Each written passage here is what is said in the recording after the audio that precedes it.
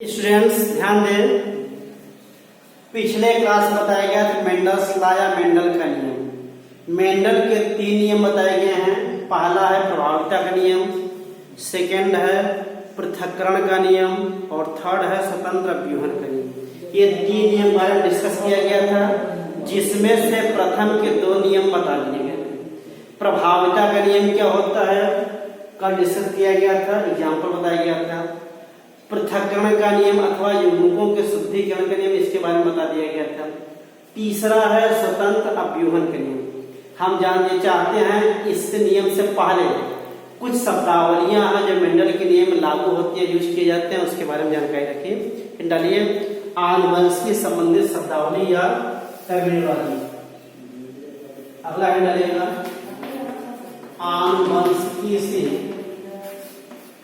संबंधित शब्दावली,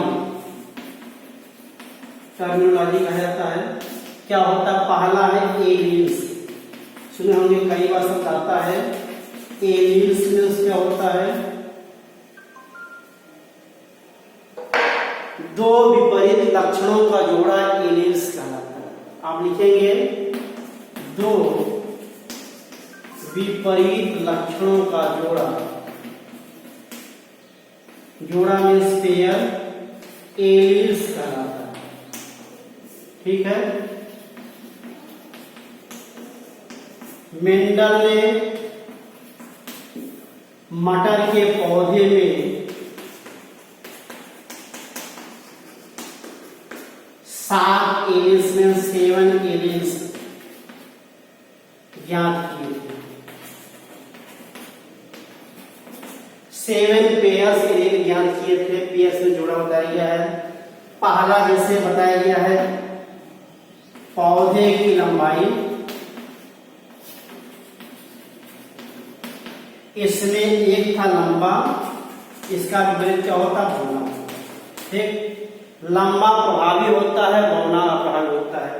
फिर दूसरा हो जाता है इन्होंने पुष्प की या पुष्प की स्थिति। एक होता अक्षीय माने अक्षीय में पाया जाता है, दूसरा होता टर्मिनल माने अंतस्थ, अंत में पाया जाता है, अंतस्थ। ठीक, तीसरा है पुष्प का रंग, लाल और हरा। फिर फली, फली का रंग हरा और पीला। फली का आकार, फली का आकार क्या लिए थे? झुर्रीदार, और दूसरा होता है राउंडेड माने स्मूथ। क्या कहेंगे? दूसरा है झुर्रीदार और ये है गोला। ठीक, फिर अगला है पौधे की लंबाई हो गया, उसकी स्थिति हो गया, उसका रंग हो गया, फली का रंग हो गया, फली का आकार हो गया। फिर ये हो गए समांतर क्या है? एलियंस। इन्हीं एलियंस में एक लक्षण प्रभावी होता है, दूसरा लक्षण क्या होता है? अप्रभावी होता है। तो चूंकि इन दो पौधों के नर तथा मादा पौधों के मध्य क्रॉस कराते हैं, तो जो लक्षण प्रथम पीढ़ी में दिखाई देता है उसे कहते हैं प्रभावी लक्षण, जो नहीं दिखाई देता अप्रभावी होता है। ये एलियंस मान क्या होता है? दो विपरीत लक्षणों का जोड़ा एलियंस कहलाता है। ठीक, कई बार परीक्षा में पूछा गया, नोट करिए ध्यान। दूसरी है टर्मिनोलॉजी है जीनोटाइप, फिनोटाइप, दोनों साथ में करते हैं। ये टर्म्स यूज किए जाते हैं, जीनोटाइप और फिनोटाइप। हिंदी में दोनों होता है फिनोटाइप तथा जीनोटाइप। इंग्लिश में सेम होता है फिनोटाइप एंड जीनोटाइप। क्या होता है? सब देखें, किसी पौधे के गुण का वाय संरचना उसका फिनोटाइप कहलाता है। जबकि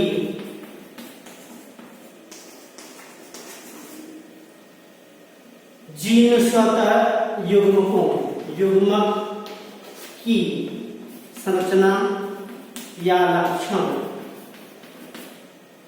जीनोटाइप कहलाता है। बात समझिएगा, जीनोटाइप कहलाता है।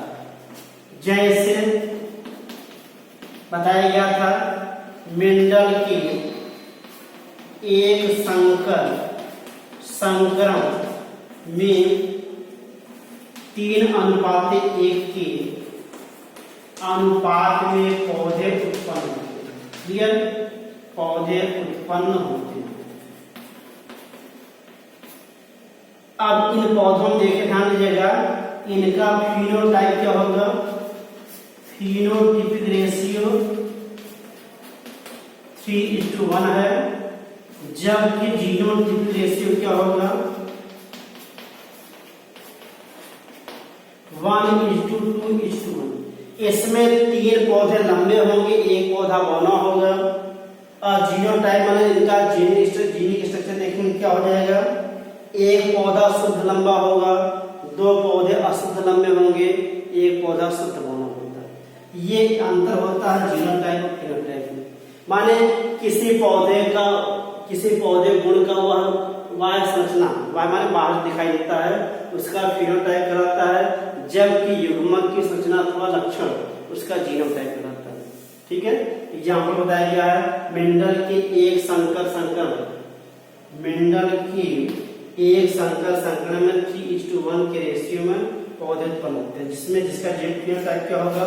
3:1 जीनोटाइप रेशियो तो 2:1 हो जाएगा। ठीक है? फिर अगला हेड इसमें आता है एक संकर संकरण में मोनोहाइब्रिड क्लास क्या होता है, दूसरा है डाईहाइब्रिड क्लास क्या होता है। परिभाषा कई बार परीक्षा में आई। इसमें नेक्स्ट डालिएगा मोनोहाइब्रिड क्रॉस, हिंदी में एक संकर संकरण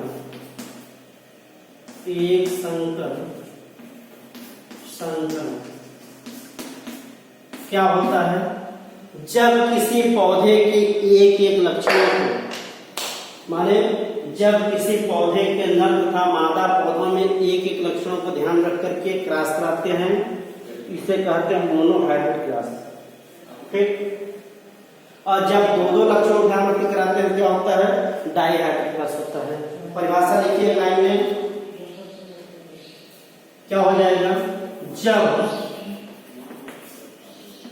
नर तथा मादा पौधों के एक लक्षणों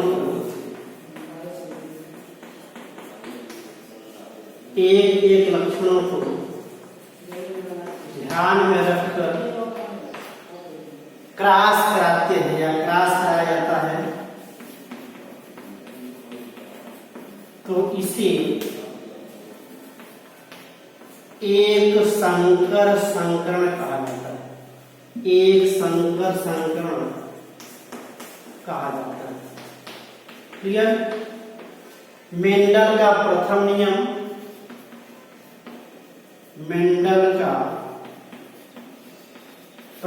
नियम, एक संकर संकरण का एग्जाम्पल है। एक संकर संकरण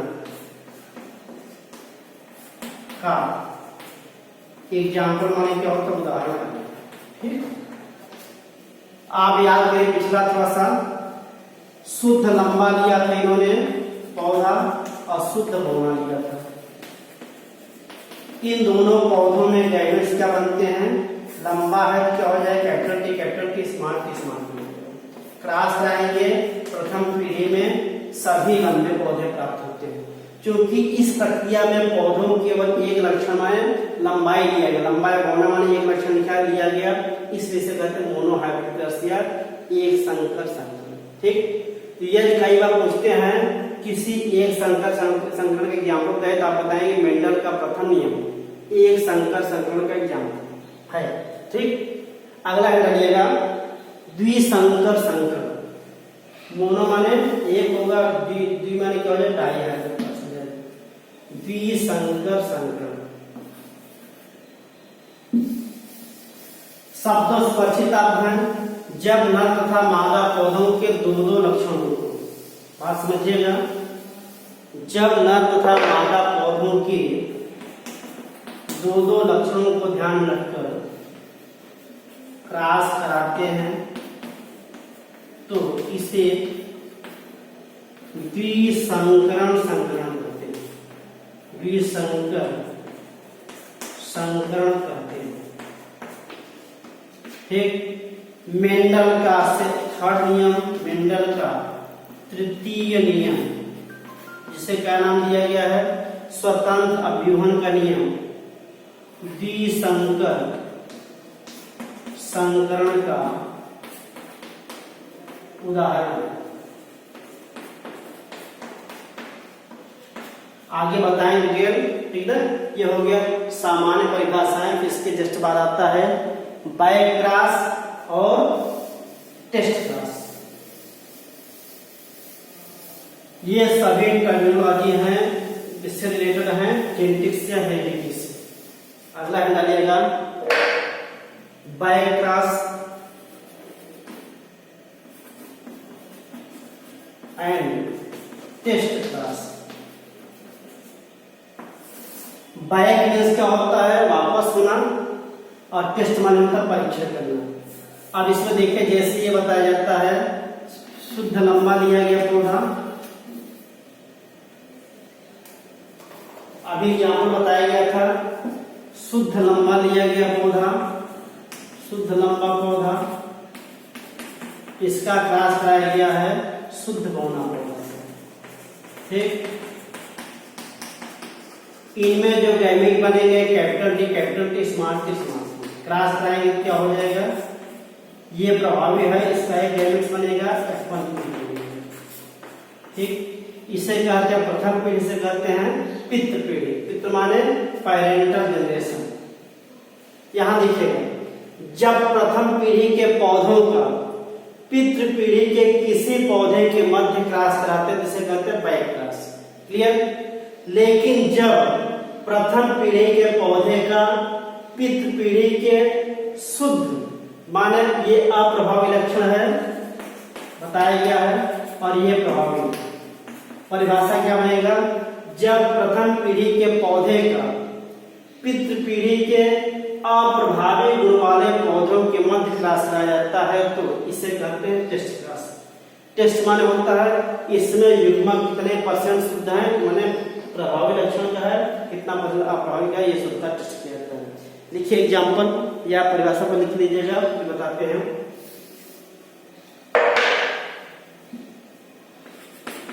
प्रथम पीढ़ी के पौधे का पितृ पीढ़ी के किसी पौधे के मध्य या साथ क्रॉस कराते हैं तो इसे बैक क्रॉस करते हैं। ठीक, परंतु जब प्रथम पीढ़ी के पौधे का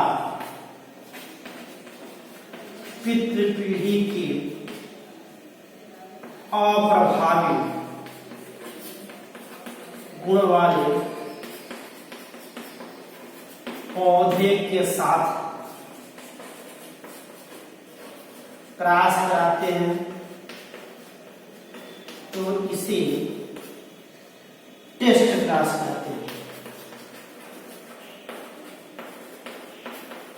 ठीक, जैसे यहां देखिए इस साइड लिखा गया है, ये शुद्ध लंबा पौधा है, यह शुद्ध बौना पौधा है, क्रॉस कराया गया प्रथम पीढ़ी में, सभी लंबे पौधे उत्पन्न होते हैं।